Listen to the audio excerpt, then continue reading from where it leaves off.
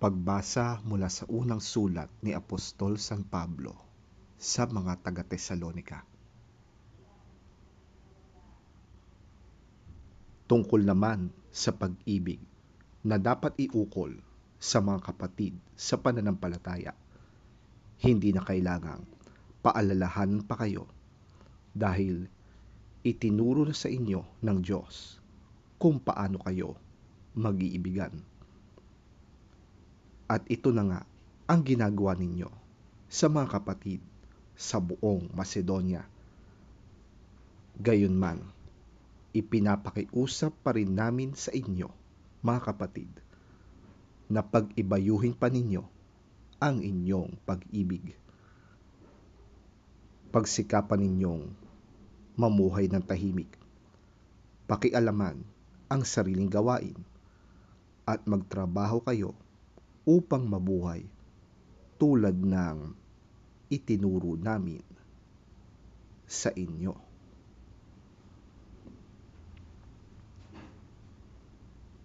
Ang salita ng Diyos. Salamat sa Diyos.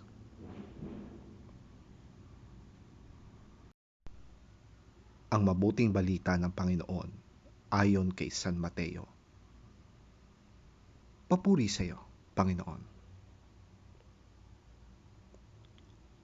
Ang paghahari ng Diyos ay maitutulad sa isang taong maglalakbay.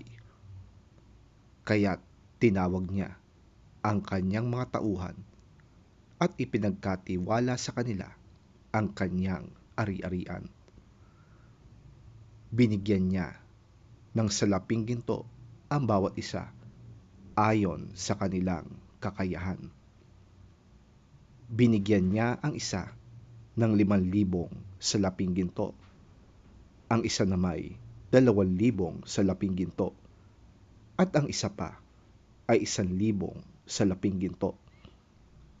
Pagkatapos nito, siya'y umalis.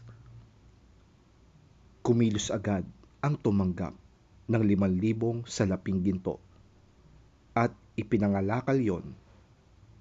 Kumita siya ng 5,000 salaping ginto.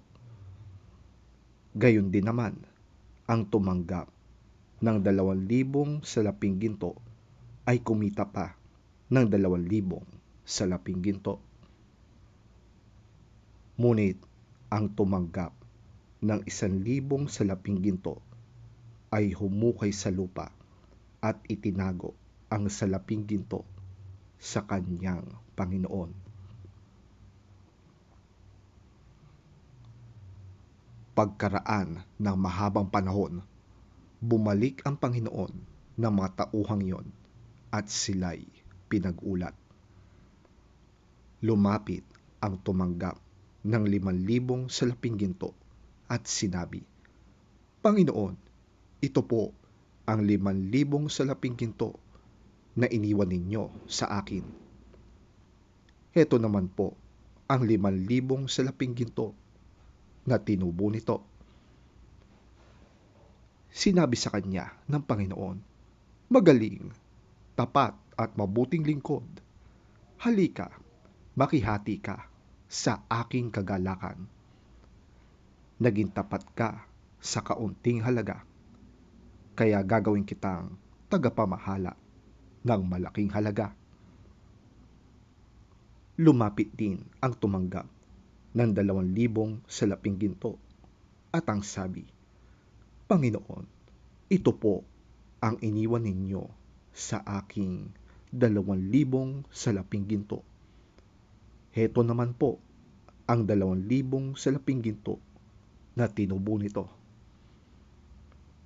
Sinabi ng kanyang Panginoon, "Magaling, tapat at mabuting lingkod. Naging tapat ka sa kaunting halaga, kaya't pamamahalain kita sa malaking halaga. Makihati ka sa aking kagalakan." Lumapit naman ang tumanggap ng 1,000 salaping ginto at sinabi, "Alam ko pong kayo'y mahigpit at pinipitas ninyo ang bunga ng hindi ninyo itinanim at inaani ninyo ang hindi ninyo inihasik. Natakot po ako, kaya't ibinaon ko sa lupa ang inyong salaping ginto. Heto na po ang salaping iniwanan ninyo sa akin. Sumagot ang kanyang Panginoon, masama at tamad na lingkod. Alam mo palang pinipitas ko ang bunga ng hindi ko tanim at inaani ang hindi ko inihasik. Bakit hindi mo na lamang inilagay sa bangko ang aking salapi? Kahit paano'y may tinubo sana ito. Kunin ninyo sa kanya ang 1,000 salaping ginto at ibigay sa may 10,000 salaping ginto. Sapagkat ang mayroon ay kukunin pa at mananagana. Ngunit ang wala, kahit ang kakaunting nasa kanya, ay kukunin pa.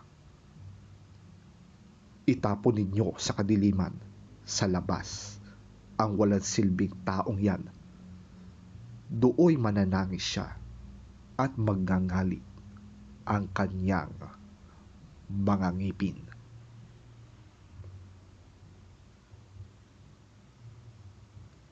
Ang mabuting balita ng ating Panginoon. Pinupuri ka namin, Panginoong Hesukristo.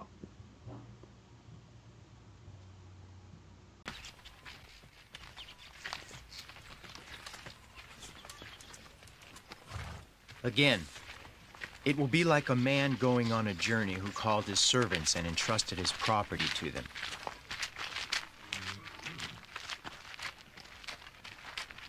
To one he gave 5 talents of money, to another 2 talents, and to another 1 talent, each according to his ability. Then he went on his journey. The man who had received the 5 talents went at once and put his money to work and gained 5 more. So also the one with 2 talents gained 2 more.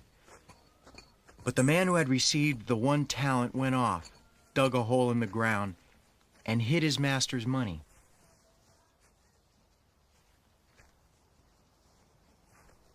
After a long time, the master of those servants returned and settled accounts with them.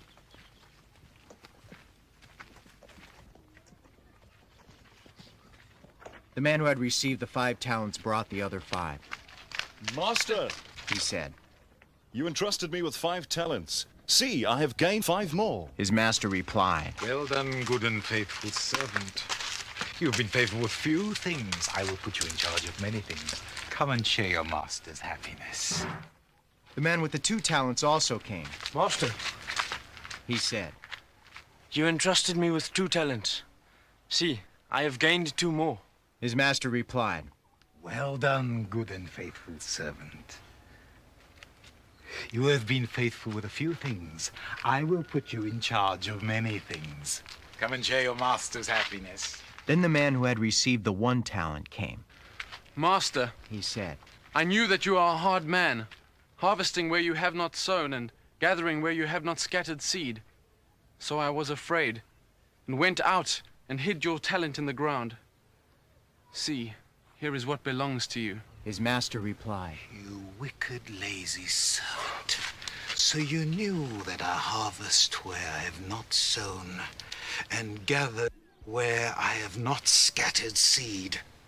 Well then, you should have put my money on deposit with the banker so that when I returned, I would have received it back with interest. Take the talent from him and give it to the one who has the 10 talents. For everyone who has will be given more.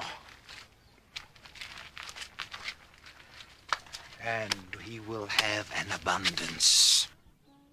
Whoever does not have, even what he has will be taken from him. And throw that worthless servant outside into the darkness, where there'll be weeping and gnashing of teeth.